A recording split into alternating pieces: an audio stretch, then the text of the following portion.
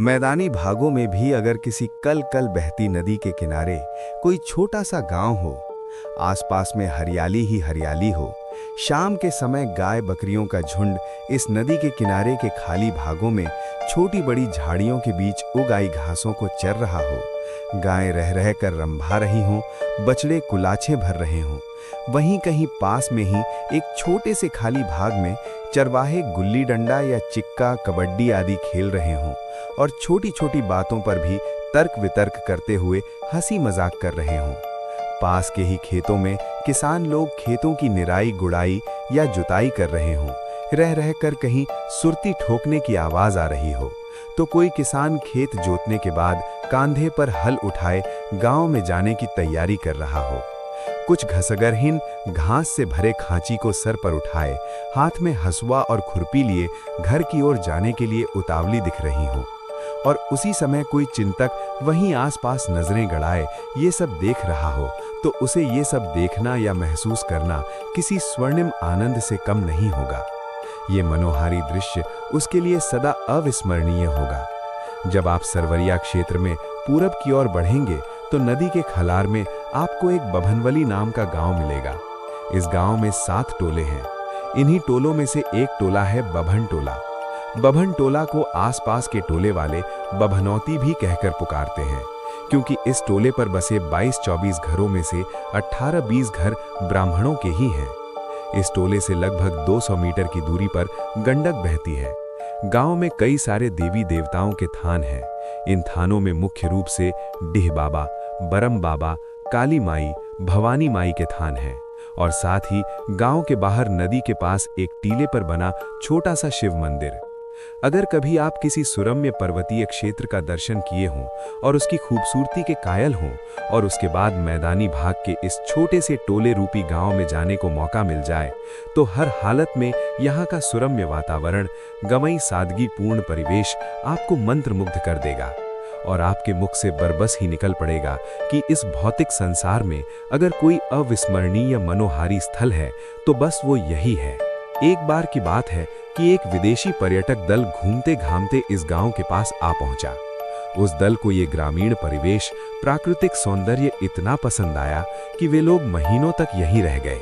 गांव वालों ने उनकी बहुत आव भगत भी की। इस दल में नैन्सी नामक की एक षोड़शी भी थी। प्रकृति ने उसके अंग प्रत्यंग में बला की खूबसूरती भर दी थी। उसे जो भी देखता देखता ही रह जाता। नैन्सी बहुत शर्मीले स्वभाव की भी थी, और यहाँ तक कि अपने पर्यटक दल के सदस्यों के साथ भी बातें करते समय आंखें नीची रखती थी। नैन्सी की खूबसूरती में उसके दैनिक कार्य 4 चांद लगा देते थे। वो प्रतिदिन समय से जगने के बाद नहा धोकर मंदिर भी जाती थी, और गांव के कुछ किशोरों, बच्चों, महिलाओं आदि को मंदिर के प्रांगण में इकट्ठा कर योग आदि के साथ ही अंग्रेजी बोलना भी सिखाती थी। दरअसल नैन्सी को भारतीय संस्कृति से गहरा लगाव था, और वो जर्मनी के किसी विश्वविद्यालय से संस्कृत की पढ़ाई भी कर रही थी। नैन्सी को कई सारी भाषाओं पर एकाधिकार था। वो फर्राटेदार तत्समी हिंदी बोलती थी।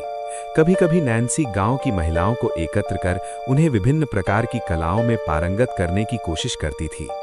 इन महीनों में गांव वालों की चहेती बन गई थी नैन्सी। उसके अपनापन ने पूरे गांव वालों को अपना बना लिया था। रमेशर काका तो गांव वालों के सामने उसकी भूरी भूरी प्रशंसा करते थे और सीना तान कर कहते थे कि अगर नैन्सी के माता पिता हाँ करेंगे तो वे अपने बेटे सूरज का ब्याह नैन्सी से करना पसंद करेंगे, भले ही इसके लिए उनका अपना समाज साथ न दे। गांव में आने के बाद अगर नैन्सी ने सबसे अधिक समय किसी के साथ बिताया था तो वो था सूरज। नैन्सी कभी कभी सूरज के साथ खेतों के तरफ भी निकल जाया करती और उसके साथ मेड़ पर बैठकर गन्ना खाती, बहुत सारा बतियाती और हिरणी की तरह कुलाछे भरती गांव में आ जाया करती। कभी कभी जब सूरज गाय बैलों को नहलाने के लिए नदी पर जाता तो नैन्सी भी उसके साथ जाती और मवेशियों को नहलाने में उसकी मदद करती। पुआल का लुरा बना बनाकर गायों बैलों के शरीर पर मलती, गायों बछड़ों को दुलारती और किसी गाय का पगहा पकड़े कोई विदेशी गीत गुनगुनाते सूरज के साथ लौट आती। कभी कभी किसी बात को लेकर नैन्सी और सूरज लड़ भी जाते, पर यह तकरार बहुत अधिक देर तक उन्हें एक दूसरे से दूर नहीं रख पाती। कहीं न कहीं सूरज और नैन्सी के दिल के किसी कोने में प्रेम अंगड़ाई लेने लगा था। प्रेम की लौ जलने लगी थी, पर वे दोनों अनजान थे इससे। विधि का लिखंत कहें या प्रकृति को कोई खेल, लगभग 2-3 महीने के बाद जब वो विदेशी पर्यटक दल उस गांव से विदा लेने लगा, तो नैन्सी ने अपने आप को गांव वालों के दिल के इतने करीब पाया कि वो गांव वालों की जिद के आगे नतमस्तक हो गई और अपने साथियों के साथ न जाकर कुछ दिन और गांव वालों के साथ रहने का मन बना लिया। नैन्सी ने ज्यों ही उस गांव में कुछ दिन और रुकने की बात कही, सभी ग्रामवासी प्रफुल्लित मन से मन ही मन उसकी जय जयकार करने लगे। रमेशर काका तो इतने प्रसन्न थे कि उनके आंख के आंसू बहुत चाहने के बाद भी आंखों में रहना उचित नहीं समझे, और आंखें भी अब उन्हें विदा करना ही ठीक समझीं।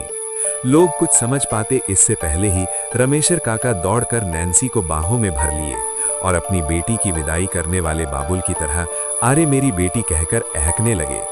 नैन्सी भी अपने आप को रोक न सकी और उनसे लिपटकर आंसू बहाने लगी। नैन्सी ने रमेशर काका के घर के सभी कामों में हाथ बटाने के साथ ही गांव वालों को सिखलाना पढ़ाना जारी रखा। धीरे धीरे 10-11 महीने बीत गए और अब नैन्सी पूरी तरह से ग्रामीण किशोरी के रूप में परिणत हो चुकी थी। इन 10-11 महीनों के बीच नैन्सी ने गांव के किशोरों और युवाओं को इतना प्रेरित किया था, इतना उत्साहित किया था कि गांव के लगभग अधिकांश किशोर युवा जो 10वीं और 12वीं आदि पास थे, वे अपनी मेहनत के बल पर सरकारी नौकरियों में चयनित हो गए थे। रमेशर काका का बेटा सूरज भी एनडीए की परीक्षा उत्तीर्ण कर प्रशिक्षण के लिए पुणे आ गया। अब गांव की तस्वीर एकदम से बदल गई थी। पहले जो गांव की सरलता, सुंदरता व संपन्नता ठंड से कांपती एक चिड़ै की तरह पंख को सिकोड़े हुए थी, वही सरलता, सुंदरता व संपन्नता अब नैन्सी रूपी घाम के लगने से अपना पंख पसार कर उड़ने लगी थी। सूरज का प्रशिक्षण समाप्त होते ही वो गांव वापस आ गया। उसकी पोस्टिंग एक सेना अधिकारी के रूप में हो चुकी थी। वो 10-15 दिन की छुट्टी बिताने के बाद ज्वाइन करने वाला था। इन 10-15 दिनों में समय ने पूरी तरह से करवट लिया। नैन्सी के ये बताते ही कि वो अनाथ है, उसका इस दुनिया में कोई नहीं है, रमेशर काका ने स्नेहिल हृदय से उसके सर पर हाथ रखा और अपने सूरज से कहा कि बेटा, मेरी एक ही इच्छा है कि नैन्सी को तू अपना ले। सूरज ने रमेशर काका के हाँ में हाँ तो मिलाई, पर कहा कि बाबूजी, ज्वाइन करने के बाद मैं पहली छुट्टी में गांव आते ही नैन्सी से ब्याह रचा लूंगा। कहते हैं कि आदमी एक खिलौना है उस शक्ति का जो अपने मनोरंजन के लिए अपने हिसाब से आदमी के साथ खेलती है। इस खेल में आदमी का बस नहीं चलता, उसे तो बस एक कठपुतली की तरह उस शक्ति के इशारों पर नाचना पड़ता है। वो शक्ति जिसके अदृश्य होकर भी दृश्य होने का भान है, वो कभी कभी कुछ ऐसे खेल कर जाती है कि खिलौना टूटकर बिखर जाता है या उसकी दृश्यता अदृश्यता में परिणित हो जाती है। जी हाँ, परिणिता बनने से पहले ही उस शक्ति ने कुछ ऐसा ही खेल खेला नैन्सी के साथ। ऐसा खेल जो नैन्सी के जीवन में ऐसा भूचाल ला दिया कि वो सदा सदा के लिए अदृश्यता में दृश्य बन गई। हुआ ये था कि सूरज सीमा पर आतंकी गतिविधियों का शिकार हो गया था और उसकी लाश भी शायद आतंकी उठाकर ले गए थे। सेना के कई जवान अधिकारी गायब हो गए थे और 15-20 दिन तक खोज करने के बाद भी जब उनका अता पता नहीं मिला तो सेना ने यह मान लिया था कि वे आतंक की भेंट चढ़ गए हैं। नैन्सी, वही नैन्सी जो पहले एक हिरणी की तरह कुलांछें भरती रहती थी, अब एक मूर्ति बनकर रह गई थी। खाना पीना सब कुछ त्याग दिया था उसने। गांव वालों ने, रमेशर काका ने उसे बहुत समझाया, पर सब कुछ समझकर भी वो एक नासमझ बनी रही।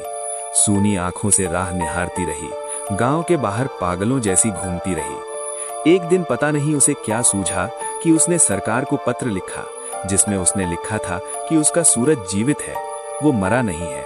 फिर से अभियान चलाकर उसकी नई सिरे से खोज की जाए, वो जरूर मिल जाएगा। पर सरकार उस पत्र पर कोई कार्यवाही नहीं की, क्योंकि वो भी पूरी तरह से मान चुकी थी कि सूरज शहीद हो चुका है। अब नैन्सी के पास खुद कुछ करने के सिवाय और कोई चारा नहीं था। वो हर हालत में सूरज को पाना चाहती थी और उसका दिल ये मानने को कतई तैयार नहीं था कि सूरज अब नहीं रहा, क्योंकि वो एक दिन रमेशर काका से भी कह रही थी कि काका, अगर सूरज नहीं रहा तो मुझे इसका एहसास क्यों नहीं हुआ। काका, हम दो जिस्म पर एक जान है, अगर उसे कुछ हुआ होता तो मुझे जरूर पता चलता। पर सात्विक समर्पित प्रेम को समझना सबके बस की बात नहीं होती। रमेसर काका ने इसे नैन्सी का सूरज के प्रति दीवानगी, पागलपन समझा और बस उसे सांत्वना देकर रह गए। लगभग 1 महीने बीत गए। अब नैन्सी थोड़ी कठोर सी लगने लगी थी।